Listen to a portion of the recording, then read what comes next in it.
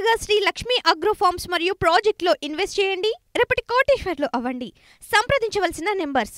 మాటల కందని విషాదం అట. మాటల కందని మహా విషాదం. 57కు పైగా విజయవాడ వరద మృతులు, పలువురు ఇళ్లలోనే జల సమాధి అయ్యారట. బాధిత కుటుంబాలను కదిపితే అన్నీ కన్నీటి గాథలే, అన్ని కన్నీటి గాథలేట. మాటల కందని మహా విషాదం. 57 మంది చచ్చిపోయారట.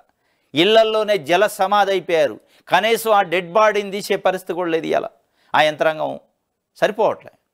డెడ్ బాడీని బయటికి తీసుకొచ్చి కనీసం అంత్యక్రియలు గౌరవంగా చేసే పరిస్థితి కూడా లేదు.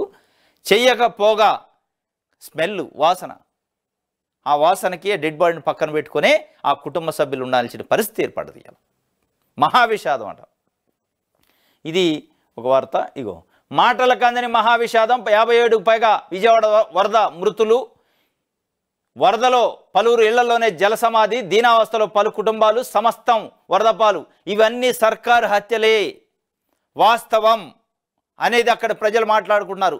సర్కారే మా కుటుంబ సభ్యులను హత్య చేసింది. సర్కారు నిర్లక్ష్యం, సర్కారు వైఫల్యం, సర్కారు అసమర్థత వల్లనే ఇవాళ 57 మంది మా కుటుంబ సభ్యులు జల సమాధి అయ్యారు. కనీసం ఆత్మగౌరవంతో అంత్యక్రియలు కూడా చేయలేని పరిస్థితుల్లో ఈ ప్రభుత్వం ఉంది అని చెప్పి వాళ్ళు తిట్టుకుంటారు పరిస్థితి. ఇది దీనిపైన ఎవడు సమానం చెప్పడు. ఆయన కుడ్డి సాకులు చెబుతుండ వచ్చి నేను 20% మందికి కూడా మెయిల్ చేయలేకపోయినా నాకు కంటనీరు వస్తుంది, నాకు బాధ అనిపిస్తుంది. ఈ బాధ అనిపిస్తే వాళ్ళ కడుపు నిండదు. నీకు బాధ అనిపిస్తే, నీకు కంటనీరు వస్తే వాళ్ళ కడుపు నిండదు. మీరు సాయం చేస్తే వాళ్ళ కడుపు నిండిద్ది. బాధిత కుటుంబాలను కలిపితే అన్ని కన్నీటి గాథలే. మానవ తప్పిదంతో విలయం సృష్టించిన బుడమేరు బెజవాడలో అంతులేని విషాదాన్ని మిగిల్చింది. ఎవరిని కదిలించినా కన్నీళ్లే కనిపిస్తున్నాయి. ప్రభుత్వం నిర్లక్ష్యమే తమను ముంచేసిందని ఆక్రోశిస్తున్నారు. భారీ వరద వస్తుందని తెలిసినా ప్రభుత్వం ముందస్తుగా అప్రమత్తం చేయకపోవడంతో ఎన్నో ప్రాణాలు నీటిలో కలిసిపోయాయి.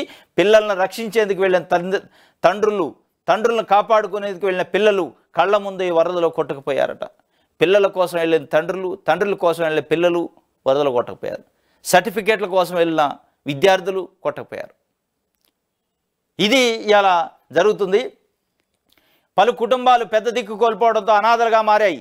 తమ కుటుంబాన్ని ఎలా పోషించుకోవాలని కన్నీళ్లు పర్యంతమయ్యారు. భవిష్యత్తు అగమ్యగోచరంగా మారింది. విజయవాడ వరదలో ఇప్పటికే 50 మందికి పైగా మృతి చెందారు. మృతుల కుటుంబాల కన్నీటి గాథలు హృదయ విదారకంగా ఉన్నాయని సాక్షి పేపరు ఒక రిపోర్ట్ చేసింది. ఇది పరిస్థితి. శవాలు తేలాడుతున్నాయి నీళ్ళలో. చేపలో మూగజీవాలు చచ్చిపోయినట్టు చచ్చిపోయే పరిస్థితి. మనిషిని కూడా కనీసం ఆత్మగౌరవంతో కూడిన అంత్యక్రియలు లేవు. ఇది ఇలా మహా విషాదం.